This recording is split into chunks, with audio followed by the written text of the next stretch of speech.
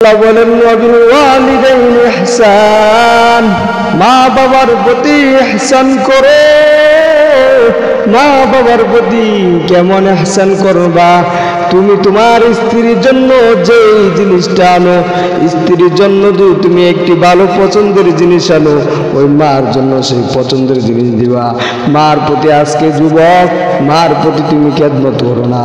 যেই মাকে তুমি বৃদ্ধাশ্রমে রেখে চলে আসো, একটা বার চিন্তা করে দেখো, যেই মা তোমাকে 10 মাস 10 দিন গর্ভে ধারণ করেছিল, ওই মা একটা দিন তোমার জন্য ভালো একটা খাবার খাইতে পারে নাই।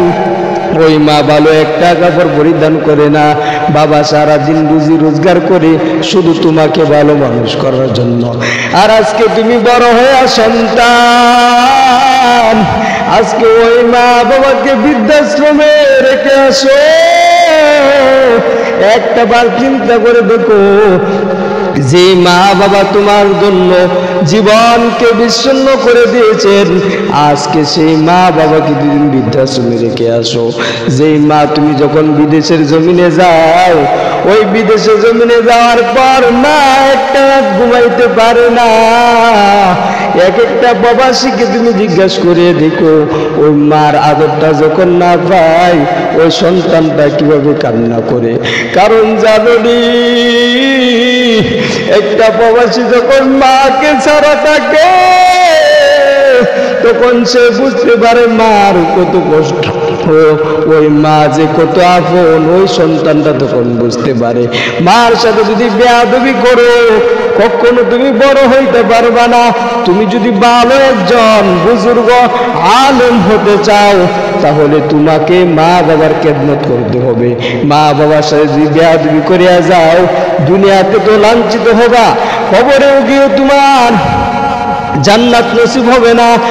আল নবী সাহাবী আলকামার, যেই আলকামার নামাজ পড়তো, রোজাও রাখতো, সব কিছু করার পর আলকামার যখন মৃত্যুর শয্যায় চলে আসলো, তখন আলকামার স্ত্রী নবীর দরবারে গিয়া বলে, ও নবী আমার, আপনার সাহাবী আলকামার সে তো মৃত্যুবরণ করবে, মৃত্যু শয্যায় কাতরাইতেছে।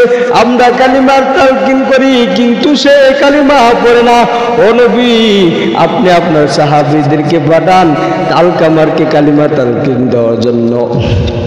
নবী আমার সাহাবা 4 জন সাহাবীকে তিনি পাঠাইলেন আলকামারকে কি করার জন্য? কালিমার তালকিন দেওয়ার জন্য। আলকামারের কাছে গিয়ান সাহাবায়ে কেরামরাও কালিমার তালকিন দিলেন। না না, হয় না, হয় না। আরেকজন সাহাবী নবীকে গিয়ে বললেন, ও নবী, আপনি যে পাঠাইলেন আমাদেরকে যে কালিমা তালকিন দেওয়ার জন্য, আমরা 4 জন সাহাবী আমরা কালিমার তালকিন দিয়েছি, কিন্তু আলকামারের মুখের দিয়ে কালিমা আসে না। ও নবী, আপনি যান। নবী বলেন, আমি বুঝে ফেলেছি যে কি ঘটনা। অর্থাৎ তুমি কি জানোনি যে আলকামারের মা বাবা দুনিয়ার মধ্যে বেঁচে আছে কিনা? সাহাবী বলল, না, আলকামারের বাবা আরো অনেক আগে মারা গেছে, কিন্তু হ্যাঁ, মাটা বেঁচে আছে। মাটা বড় বৃদ্ধ মানুষ, ঘরের মধ্যে থাকে। বলে, যাও ওইটা আলকামার মাকে গিয়ে বলো আমার কাছে আসার জন্য। আর যদি বেশি বৃদ্ধ হয়ে থাকে, তাহলে বলবা আমি নিজে স্বয়ং রাসূল আসবো তার দরবারে। ওই সাহাবী যখন আলকামারের মায়ের কাছে গিয়ে বলল যে রাসূল বলেছেন, আপনি যদি রাসূলের দরবারে না যাইতে পারেন, তাহলে রাসূল স্বয়ং আপনার কাছে আসবে। ওই মহিলা বলল, অশ্বিনকালেও হতে পারে না, কারণ আমি রাহমাতুল লিল আলামিনের উম্মত হয়ে রাসূল আমার দরবারে আসবে, এটা অশ্বিনকালেও হতে পারে না। আজকে সমাজের মধ্যে কত নেতা আছে যে গরিব মানুষ, যে বারবার গিয়ে তার কাছে গিয়ে চায়, কিন্তু সুযোগ পায় না। কিন্তু দেখে নবী সরদারে আলম নবী আমার, যে নবী বলেছেন স্বয়ং রাসূল নিজে আলকামারের মায়ের কাছে যাবে, হঠাৎ ওই মহিলা যখন রাসূলের দরবারে আসলো, আসার পর রাসূল জিজ্ঞেস করলেন, আপনার ছেলে কেমন ছিল? আলকামারের মা বলে, আমার ছেলে ভালো ছিল, সে নামাজ পড়তো, রোজা রাখতো, সব কিছু করতো। বলে তবে একটা কাজ করতো, আলকামার আমার সাথে বেয়াদবি করেছে, তার স্ত্রীকে প্রাধান্য দিয়েছে, আর আমি আলকামারের মাকে লাঞ্ছিত করেছে। নবী বললেন, ও আলকামারের মা, আপনি আপনার আলকামারকে মাফ করিয়া দেন। আলকামারের মা বলল, না না, অশ্বিনকালেও মাফ করা যাবে না। এই বলে আলকামারের মা কান্না করে। নবী বলেন, যেহেতু তার মা মাফ করবে না, যাও সাহাবায়ে কেরামরা যাও, ওই আলকামারকে জাহান্নামে পুরো আগে দুনিয়া থেকে তাকে পুড়িয়া পুড়িয়া ছাই করিয়া দাও।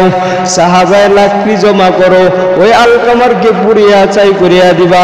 সাহাবায়ে কেরামদের কথা বলার পর আলকামারের মা কান্না করে আর বলে, নবী না না, আমি আমার আলকামারকে নিজের চোখে আমি পুরাইতে দিব না, বরং আমি আমার আলকামারকে আমি মাফ করিয়া দিলাম। ও সন্তানের দল, যতই অপরাধী করো না গো, মার কাছে যদি একবার কান্না করে চাইতে পারো, ওই মা যত কঠিন হৃদয়ের হোক না কেন, ওই মা তোমাকে ক্ষমা করে দিবে। এই জন্য আমি বলতে চাই, মা বাবা খেদমত করো। মা বাবা যদি দোয়া করে, তাহলে তুমি অনেক বড় হতে পারবা। আর ওই মা বাবার সাথে যদি বেয়াদবি করো, তাহলে তোমার জীবন ধ্বংস। দুনিয়াতেও তুমি ধ্বংস, আখিরাতেও তুমি ধ্বংস।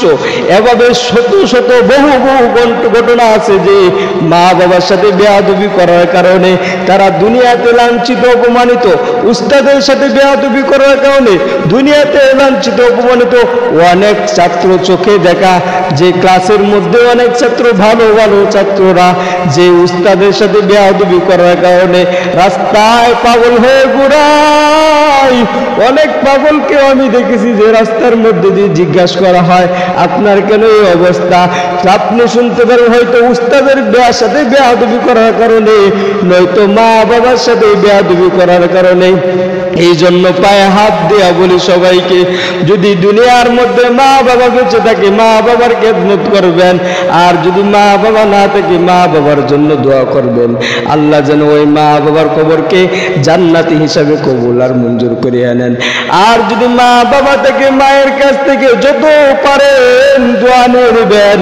ওই মা যদি দোয়া করে সন্তানের জন্য কামিয়াবি, যার মা আছে ওর মতো ভাগ্যবান আর কেউ নাই। যার মা নাই সে বুঝে মায়ের কত